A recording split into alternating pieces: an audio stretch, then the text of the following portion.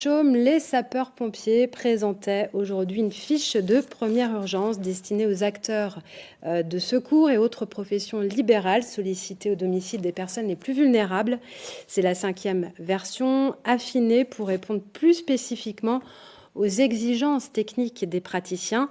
Elle est en route depuis 2 ans sur le blanc, mais encore méconnue du grand public, d'où cette campagne d'information. On écoute les protagonistes au micro de Briac Cavalin.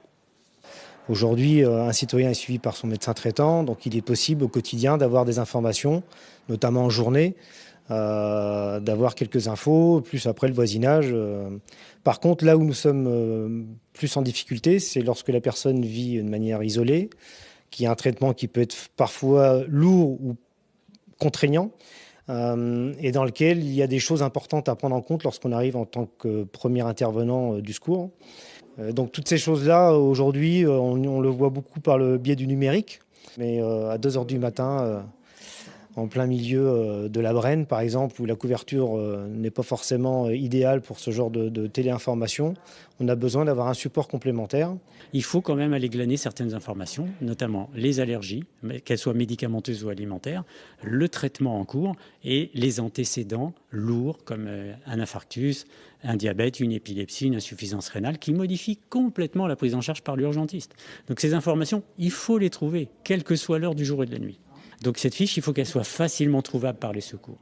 Donc là maintenant, la mission aussi, ça va être de diffuser les informations aux différents acteurs, pompiers, SAMU, pour leur dire allez la chercher. Pour avoir secouru un patient qui était en détresse respiratoire, où j'ai trouvé cette fiche à son domicile, c'était en pleine journée, mais il se trouve que le monsieur ne parlait pas, il était en train d'étouffer. Ça m'a aidé considérablement. J'avais tout son traitement, j'avais tous ses antécédents sous la main. Donc c'était extraordinaire. Et ensuite, moi j'ai le retour positif de mes confrères urgentistes qui me disent quand on a ça, mais on est sauvé. On est sauvé pour la prise en charge. Et le patient en bénéficie tout de suite. Parce que des fois, on ne va pas chercher midi à 14h. Quelqu'un qui fait un malaise et on sait qu'il est diabétique, on va tout de suite contrôler son taux de sucre. C'est un exemple. Et les premiers intervenants passent toujours un bilan au SAMU et grâce à cette fiche, ils pourront aussi renseigner le SAMU de tous les antécédents. C'est quand même quelque chose d'important. Voilà, tous les médecins généralistes devraient à l'avenir récupérer ces fiches informatiquement.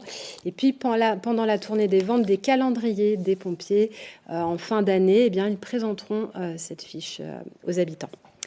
Peut-être une solution pour l'avenir de la maternité.